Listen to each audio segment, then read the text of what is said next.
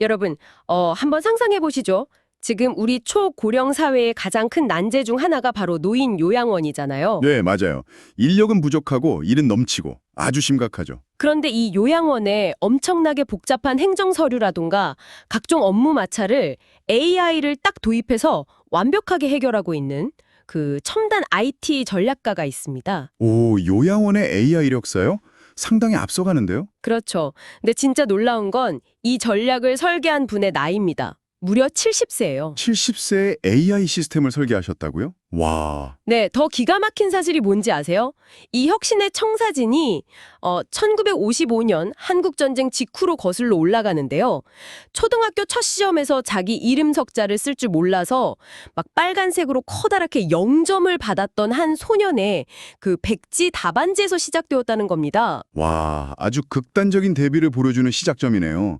0점짜리 백지에서 최첨단 AI 시스템 설계까지라 그 사이를 채우고 있는 시간의 밀도가 대단히 높을 수밖에 없겠는데요. 맞습니다. 오늘 우리가 깊게 파고들 이번 심층 탐구 자료가 바로 그 밀도 높은 시간의 기록입니다. 아, 기대되네요. 2026년 3월 13일자로 작성된 아직 세상에 공개되지 않은 따끈따끈한 문서를 저희가 입수했거든요. 바로 강세우 박사의 미출간 자서전 초안, 70세 청년 강세우 박사의 진솔한 인생 고백의 핵심 챕터들입니다. 아직 출간도 안 된 자료군요. 네, 그래서 오늘 우리의 미션은 아주 명확합니다. 흔한 위인전 읽듯이 가난했지만 끝까지 포기하지 않았더니 성공했습니다. 식의 감정적인 영웅서사를 하려는 게 아니에요. 네, 그런 건 사실 너무 뻔하잖아요. 그렇죠. 우리는 이 인물이 가난, 화재, 질병, 실패 같은 이런 혹독한 변수들을 도대체 어떤 그 시스템적인 방식으로 통제하고 기회로 전환했는지 그 철저한 전략과 패턴을 해부해 볼 겁니다. 아주 좋습니다. 패턴을 분석하는 거. 지금 이 심층 탐구를 듣고 계신 청취자 여러분의 삶, 그리고 커리어에 당장 복사해서 붙여넣을 수 있는 인사이트를 쫙쫙 뽑아내는 게 오늘의 목표입니다. 자, 그럼 이 영장짜리 소년의 이야기부터 한번 본격적으로 파헤쳐보죠. 네, 기록을 보면요. 이분의 어린 시절 환경은 정말 완벽한 결핍 그 자체였습니다. 사골세 방을 막 전전했다면서요? 맞아요. 가세가 기울어서 집도 없고 학교에서는 겉돌고 심지어 기차역에서 구걸을 하거나 막 산골로 도망가서 뱀을 잡으러 다녔다고요. 세상이 그에게 처음으로 부여한 데이터 값이 아까 말씀하신 그 0점이었던 셈이죠. 와, 뱀을 잡으러 다닐 정도면 완전히 야생에 방치된 거나 다름없네요. 그런데 이 소년의 인생 경로가 전학을 간 시골 학교에서 아주 사소한 계기로 완전히 꺾이게 됩니다. 네, 담임 선생님과의 일화죠. 네, 담임 선생님이 이 소년한테 내 도시락 좀 하숙집에서 가져다 줄래? 하고 심부름을 시킨 거예요. 근데 솔직히 저는 이 대목에서 좀 의아했거든요. 어떤 부분이요? 아니, 도시락 심부름이라는 게 막 대단한 교육적 개입이나 특수 프로그램도 아니잖아요. 고작 이 심부름 하나가 동네 불황화를 갑자기 전교 1등으로 만들었다. 약간 논리적 비약처럼 들리기도 하거든요. 이게 정확히 어떤 메커니즘으로 작동한 걸까요? 겉보기엔 정말 단순한 심부름 맞습니다. 그런데 심리학적 관점에서는 이게 아주 정교한 사회적 증명, 그러니까 소셜 프루프가 일어난 순간이거든요. 사회적 증명이요? 네. 당시 이 소년에게는 머릿속에 나는 문제하다, 나는 0점짜리다 라는 내적 자아만 존재했어요. 그런데 교실이라는 작은 사회에서 가장 높은 권위자가 누구죠? 당연히 선생님이죠. 그렇죠. 그 최고 권위자인 선생님이 오직 믿을 수 있는 사람에게만 맡길 수 있는 개인적인 임무를 부여한 겁니다. 당신의 밥을 맡긴 거잖아요. 아, 밥이라는 게 생존이랑 직결된 아주 중요한 거니까. 맞습니다. 즉, 도시락이라는 그 물리적 사물을 통해서 신뢰라는 심리적인 자본을 이 소년에게 이체해 준 거예요. 와, 신뢰를 이체했다. 표현이 진짜 와닿네요. 우리 인간의 뇌는 참 신기한 게 타인이 나를 바라보는 기대치에 맞춰서 자신의 능력을 동기화하려는 아주 강력한 경향이 있습니다. 그거 흔히 피그말리온 효과라고 부르는 거 아닌가요? 정확합니다. 누군가 나를 책임감 있는 존재로 대우해주는 그 짧은 순간 0점이라는 낙인은 싹 지워지고 그 기대에 부응하기 위해서 엄청난 인지적 도약이 일어난 겁니다. 그러니까 이 소녀는 단순히 밥을 나른 게 아니라 선생님한테서 책임감과 효능감을 듬뿍 먹은 거군요. 그렇죠. 흥미롭습니다. 그래서 그 인정의 마법 덕분에 전교 1등으로 딱 올라선 소년이 곧바로 엄청난 결단을 내리잖아요. 네, 익산을 떠나는 결단이죠. 말은 제주도로 사람은 서울로 가야 한다 이러면서 익숙했던 고향을 훌쩍 떠나버려요. 야간 열차를 타고 용산 국립철도고등학교를 향합니다. 어린 나이에 대단한 실행력이죠. 무한한 노드와 엄청나게 강력한 에너지가 흐르는 거대 네트워크로 자기 자신을 스스로 플러그인 한 거 아닙니까? 와, 그 비유가 진짜 상황의 본질을 완벽하게 짚어내네요. 개인이 폭발적으로 성장하려면 자기가 속한 환경의 임계치를 강제로 높여야만 합니다. 환경의 임계치요? 네, 더 뛰어난 동료들, 더 큰 압박감, 그리고 훨씬 더 많은 정보가 교환되는 메인 서버로 접속하지 않으면 아무리 잠재력이 커도 갇혀버리게 되니까요. 아, 시골 학교 전교 1등에 안주할 수 있었는데. 그렇죠. 어린 나이에 그 거대한 네트워크의 중요성을 본능적으로 감지하고 실행한 아주 전략적인 이동이었습니다. 하지만 막상 접속한 그 거대 네트워크. 서울에서의 삶은 전혀 낭만적이지 않았습니다. 자교의 챕터 3이랑 4를 보면요. 이건 그냥 매일매일이 생존 게임이더라고요. 네, 처절하죠. 서울에 있는 누나의 단칸방에서 생활하면서 일과가 새벽 5시에 시작됩니다. 세상에 새벽 5시요? 5시에 일어나서 밥을 안 치고 새벽 6시에는 학교 도서관 문을 직접 열었대요. 게다가 철도고등학교는 실무 중심이라서 대학 입시 과목을 안 가르쳐 주거든요. 그럼 대학 준비는 어떻게 해요? 전부 혼자 독학으로 뚫어낸 겁니다. 와, 진짜 악발이네요. 그런데 더 큰 시련이 닥치죠. 대학 입시를 딱 한 달 남겨두고 아버지가 돌아가시는 엄청난 비극이 발생합니다. 입시 한 달 전이면 멘탈이 완전히 붕괴될 시기인데 말이죠. 네. 그 절망 속에서도 꿈에 나타난 아버지의 조언을 듣고 목표를 딱 수정해서 결국 연세대학교 전기공학과에 수적 합격을 이뤄냅니다. 보통의 극적인 영웅 서사라면 딱 여기서 감동적인 음악이 깔리고 인간 승리의 팡파르가 울려야 맞거든요. 네. 수석 합격, 해피엔딩 이래야 하는데 현실의 시스템은 훨씬 냉혹했습니다. 무슨 일이 있었죠? 당시 철도청의 예산이 부족해지면서 입학할 때 약속됐던 장학금이 전면 취소돼 버립니다. 설상가상으로 철도고 출신이 철도청에서 의무 근무를 하지 않고 대학에 가려면 그동안 국가에서 지원받았던 학비며 식비를 전부 다 토해내야 했어요. 혹 토해내라고요? 네, 그 금액이 당시 돈으로 약 4만 원이었습니다. 아니, 대학에 수석 합격을 했는데 보상은커녕 오히려 페널티를 물어야 하는 정말 어처구니가 없는 상황이 벌어진 거죠. 와, 진짜 기가 막히네요. 지금 이 방송을 듣고 계신 청취자 여러분이라면 이런 억울한 상황에서 과연 어떤 선택을 하시겠습니까? 그냥 합리적으로 딱 계산해보면 빚 안 지고 안정적인 철도청 공무원으로 사는 게 맞는 거 아닌가요? 그렇죠. 평생 직장이 보장된 거니까요. 근데 왜 강 박사는 굳이 엄청난 빚까지 내면서 그 4만 원을 꾸역꾸역 갚고 대학 진학을 강행했을까요? 그게 바로 합리성의 기준을 어디에 두느냐의 차이입니다. 기준의 차예요. 네, 단기적인 재무 상태표, 그러니까 눈앞에 돈만 보면 당연히 철도청에 남는 게 합리적이죠. 하지만 강 박사는 자기 인생 전체를 관통하는 핵심 자산이 뭔지 정확히 알고 있었습니다. 핵심 자산?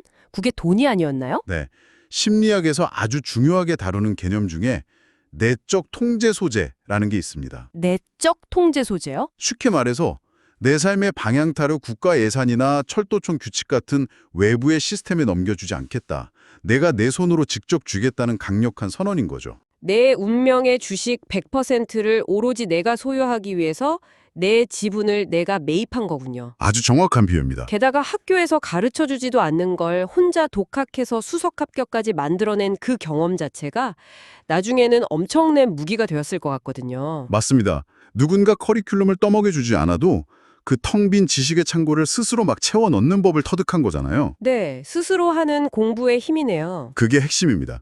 정해진 지식을 그냥 주입받는 게 아니라 아주 막막한 미지의 영역에 뚝 떨어졌을 때 나는 여기서 무엇을 어떻게 학습해야 하는가라는 나만의 알고리즘을 구축한 거예요. 아, 학습 알고리즘? 이런 자기주도적인 문제 해결 능력은 이후에 이분의 삶에 닥쳐올 수많은 불확실성 앞에서도 절대 흔들리지 않는 아주 강력한 면역 체계가 됩니다. 사실 지금 우리 청취자분들에게 진짜 필요한 것도 누가 완벽하게 써준 매뉴얼이 아니거든요. 맞아요. 인생의 완벽한 매뉴얼이 어디 있습니까? 그렇죠. 매뉴얼이 아예 없을 때 스스로 길을 만들어내는 그 학습 근육이 필요한 거죠. 맞습니다. 그런데 그 학습 근육이 실전에서 어떻게 작동하는지 보여주는 아주 기가 막힌 생생한 사례가 다음 챕터 5와 6에 등장합니다. 전매청 부임 시절 얘기군요. 네. 21살이라는 아주 어린 나이에 기술고시에 합격해서 전매청 정기사무관으로 딱 부임을 하는데요. 당시 담배 포장기계에 문제가 생겼는데 매뉴얼이 전부 독일어로 되어 있는 거예요.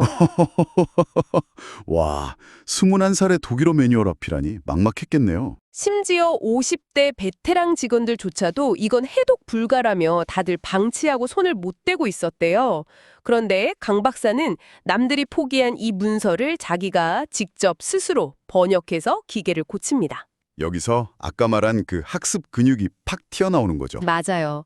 게다가 단순히 기계를 고친 걸 넘어서 담배 포장 기계에 테프론 코팅이라는 걸 새롭게 도입하거든요. 오, 테프론 코팅이요? 여기서 제가 좀 질문이 생겼어요. 왜 하필 테프론이었고 이 공학적 해결책이 의미하는 바가 구체적으로 뭡니까? 이게 진짜 재밌는 부분인데요. 당시 담배 포장 공정의 가장 핵심적인 문제가 뭐였냐면 끈적끈적한 수지나 이물질이 기계에 자꾸 들러붙어서 마찰과 저항이 생긴다는 거였어요. 아, 기계가 뻑뻑해지는 거군요. 네, 이게 공정의 속도도 떨어뜨리고 불량률도 결정하는 가장 큰 원인이었죠. 테프론이 뭔지 아시죠? 그 프라이팬에 음식 눌어붙지 않게 코팅하는 그거 아닌가요? 정확합니다. 그 프라이팬 코팅 물질을 기기에 바른 거예요. 마찰 계수를 극단적으로 낮춰주는 아주 탁월한 공학적 해결책을 도입한 거죠. 와, 대박이네요. 여기서 우리가 진짜 주목해야 할 건, 와, 21살의 독일어를 독학해서 번역했대라는 어학적인 성취가 아닙니다. 그럼 뭐죠? 조직 내부나 시스템에 고질적으로 존재하는 마찰, 그리고 병목 현상, 즉 바틀렉을 콕 집어 찾아내고 그걸 구조적으로 아주 매끄럽게 돌아가게 만드는 문제 해결의 메커니즘을 보여준 거예요. 아, 단순히 기계 수리가 아니었군요. 네. 이게 훗날 그가 IT 컨설턴트로서 거대한 기업들의 프로세스를 혁신하는 방식이랑 완벽하게 일치하는 패턴입니다. 소름이네요. 기계의 물리적인 마찰을 줄이던 21살의 엔지니어가 훗날 기업의 조직적인 마찰을 줄여주는 컨설턴트가 된 거군요. 모든 게 쫙 연결돼 있는 거죠. 네, 완전히 관통하네요. 하지만 야속하게도 운명은 그에게 평탄한 길을 허락하지 않습니다. 1979년에 국립과학박물관으로 이직을 하는데요. 그곳에서 끔찍한 대화재가 발생합니다. 아, 최악의 시련이네요. 네. 밤새워 기획했던 과학교실, 전시물, 온갖 서류가 말 그대로 하루아침에 잿더미가 되어버려요. 게다가 이 화재를 수습하다가 폐병까지 얻게 되고요. 가난과 병마에 지친 첫사랑마저 그를 떠나버립니다. 커리어, 건강, 사랑, 이걸 일거에 다 잃어버린 거네요. 인생의 시스템이 그냥 완전히 다운된 순간이잖아요. 맞습니다. 모든 게 무너진 30살 생일에 강 박사는 단돈 한 학기 등록금만 딱 손에 쥐고 미국 보스턴으로 유학을 떠납니다. 도피가 아니라 또 다른 도전을 선택한 거군요. 네. 가서도 낭만적인 유학 생활이 아니에요. 거칠기 짝이 없는 흑인 동네에 생선 가게에서 맨손으로 새우를 까면서 억척스럽게 생존 영어를 배웁니다. 새우를 까면서 영어를 배웠다고요? 네, 생선 비린내 맡아가면서요.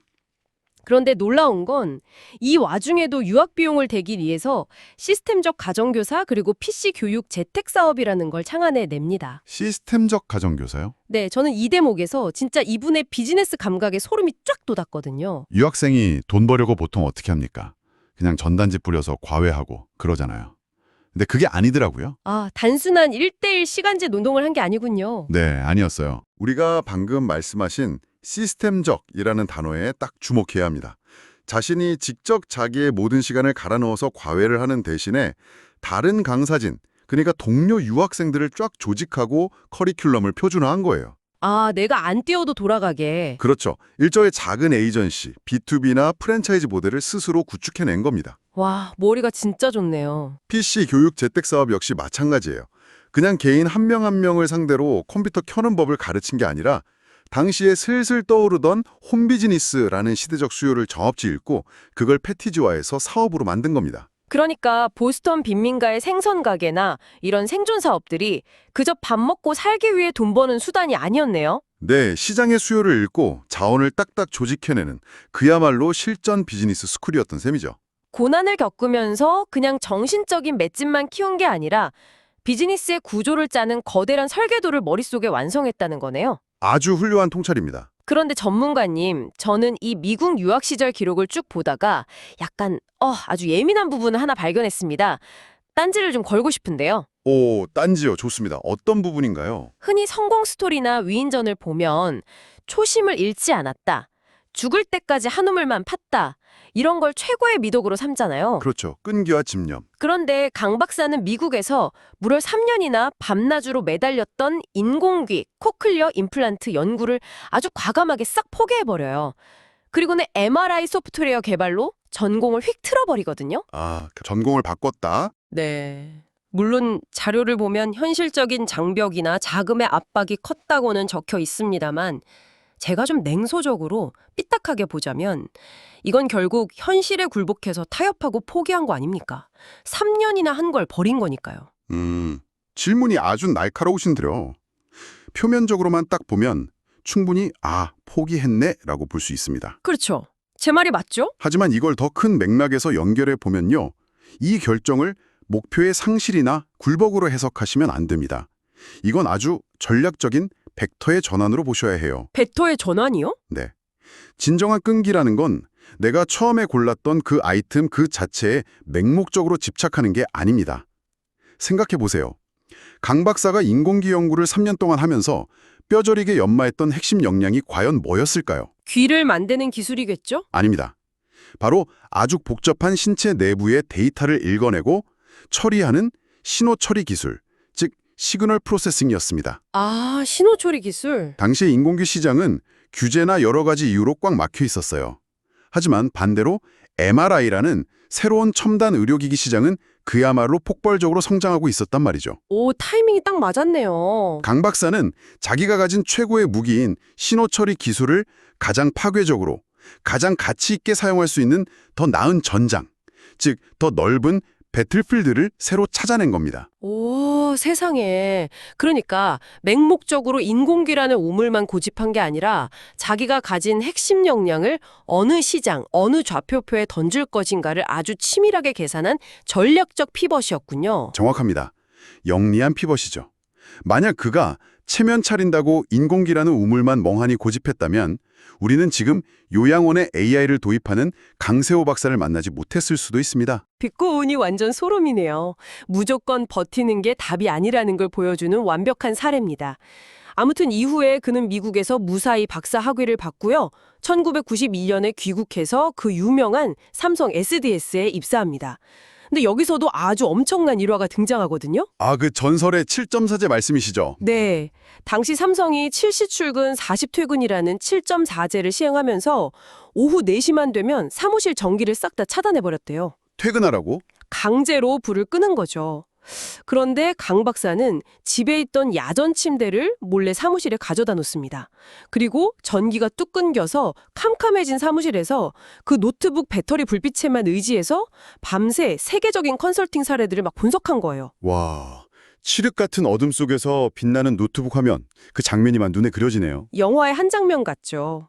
그렇게 치열하게 파고들어서 독자적인 삼성 컨설팅 방법론이라는 걸 스스로 개발해냅니다. 그리고 당시 심각한 위기에 빠져있던 삼성 엔지니어링 프로젝트를 BPR이라는 무기로 완벽하게 구해내거든요. 네, 조직을 살려냈죠.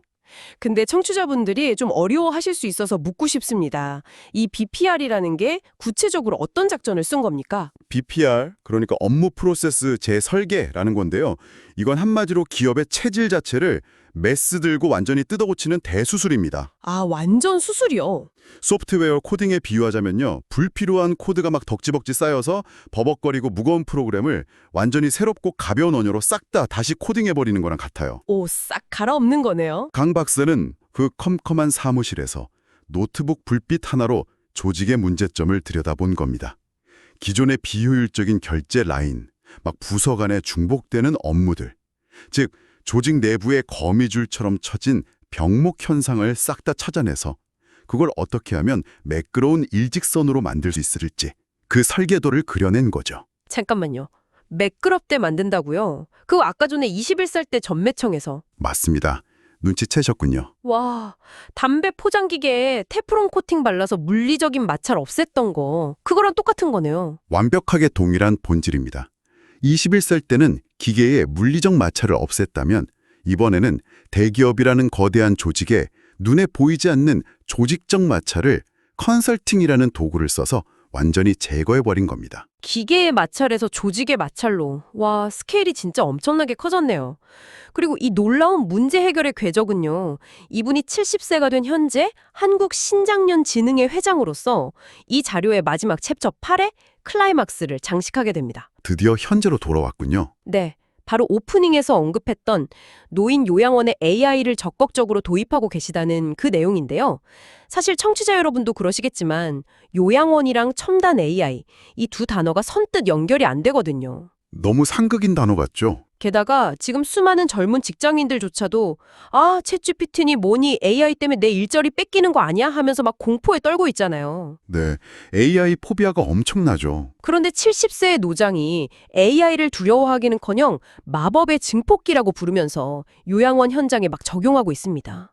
도대체 거기서 AI로 무엇을 해결하고 있는 겁니까? 현재 요양원 현장의 가장 큰 뼈아픈 고통이 뭔지 아셔야 합니다. 요양보호사분들이 정작 어르신들을 돌봐야 할 소중한 시간보다 국가나 지자체에 제출해야 할 그 복잡무쌍한 행정서류들, 평가서류들과 씨름하는 시간이 훨씬 더 많다는 거예요. 주객이 전도됐네요. 서류 작업하느라 정작 돌봄을 못한다. 네, 강 박사는 바로 이 지점을 파고든 겁니다. 이 끝없는 서류 작업, 즉 가장 인간적이지 않은 기계적인 노동을 이제는 AI에게 전부 다 맡겨버리는 시스템을 현장에 구축하고 있는 거예요. 와, 대박. 인간의 일을 뺏는 게 아니라 기계적인 일을 기계한테 돌려주는 거네요? 맞습니다. 여기에 오늘 이 자료가 우리에게 던지는 아주 묵직한 철학적인 통찰이 숨어 있습니다. 많은 사람들이 기술이 발전하면 결국 인간을 소외시킬 거라고 막 두려워하잖아요. 네, 터미네이터 생각하고 그러죠? 하지만 강 박사가 평생을 바쳐 증명해온 철학은 너무나 명확합니다. 기술은 조직과 사회에 불필요한 마찰을 줄여서 인간을 가장 인간다운 본연의 업무로 다시 복귀시켜주는 도구다. 바로 이겁니다. 인간다운 업무로의 복귀. 기계가 할 수 있는 지루한 서류 작업은 그냥 AI한테 던져주고 사람은 오직 사람만이 할 수 있는 진짜 일, 즉 어르신들의 주름진 손을 잡아드리고 눈을 따뜻하게 맞추고 체온을 나누는 그 진정한 돌봄에만 온전히 집중하게 만드는 것. 이것이 그가 의공학, 경영 컨설팅을 다 거쳐서 70세에 도달한 문제 해결의 최종 진화 형태인 겁니다. 와, IT와 AI가 우리의 일자리나 인간성을 빼앗아가는 괴물이 아니라 오히려 시스템의 마찰 속에 파묻혀서 우리가 잃어버렸던 인간 본연의 시간을 싹 되찾아주는 위대한 해방의 도구다. 이런 엄청난 통찰이네요. 네, 감동적이기까지 하죠. 의공학 박사, 기업 컨설턴트, 그리고 노인복지 AI 설계자. 겉으로만 보면 진짜 막 파편적으로 흩어져 있던 이력서가 문제 해결, 그리고 마찰 제거라는 단 하나의 선명한 시스템으로 아주 완벽하게 꿰어집니다. 그게 바로 한 사람의 인생을 관통하는 패턴인 거죠. 네, 오늘 강세호 박사님의 미출간 자서전 초안 1장부터 8장까지 이 치열한 심층 탐구를 통해서요. 우리는 한 개인의 삶을 관통하는 거대한 구조를 목격했습니다. 초등학교 때 이름 못 써서 0점이라는 낙인으로 시작했던 인생도 화제로 잿더미가 되어서 모든 걸 잃어버렸던 그 절망의 순간도 이렇게 돌이켜보면 그것은 단지 인생의 다음 장을 완전히 새롭게 설계하기 위해 시스템이 잠깐 강제로 초기화된 것뿐이었어요. 완벽한 백지 상태에 불과했던 거죠. 맞습니다. 가난이나 실패 같은 가혹한 환경적 변수들을 그냥 운이 없었어 하고 변명거리로 삼지 않고요. 오히려 그것을 내 운명으로부터 독립하기 위해 지불해야 할 당당한 비용으로 치르고 새로운 시장으로 나아가기 위한 벡터의 전환점으로 해석해낸 아주 탁월한 전략가의 케이스 스터디였습니다. 완벽한 요약이네요. 자, 지금 팟캐 이 심층 탐구를 그타지 귀 기울여 듣고 계신 청취자 여러분, 당신에게 마주각으로 묻고 싶습니다. 오늘 우리가 함께 살펴본 자료에서 20대의 강 박사는 남들을 도저히 읽지 못하겠다고 구석에 방치해둔 독일어 기계 매뉴얼을 스스로 기어코 번역해내서 조직의 병목 현상을 해결하고 자기 가치를 엄청나게 증명해냈잖아요. 네, 스스로 번역했죠. 그렇다면 지금 이 방송을 듣고 있는 당신의 삶이나 커리어에도 누군가 제발 좀 번역해주기만을 수동적으로 기다리면서 방구석에 먼지만 소복하게 쌓여가고 있는 보이지 않는 외국어 매뉴얼이 방치되어 있지는 않습니까? 찔리시는 분들 많을 겁니다. 70세의 노장도 지금 AI라는 완전히 새로운 시대의 언어를 직접 해독해서 세상을 더 따뜻하고 인간적으로 재설계하고 있습니다. 오늘 당장 당신이 회피하지 않고 두 눈 똑바로 마주해서 해독을 시작해야 할 당신만의 매뉴얼은 과연 무엇인지, 그리고 남이 그려준 그림이 아니라 당신이 스스로 채워나가야 할 새로운 0점짜리 백지는 무엇인지 오늘 밤 깊게, 아주 깊게 고민해 보시기 바랍니다. 오늘의 심층 탐구는 여기까지입니다. 우리는 다음번에 더 흥미로운 자료와 함께 다시 찾아오겠습니다. 들어주셔서 감사합니다.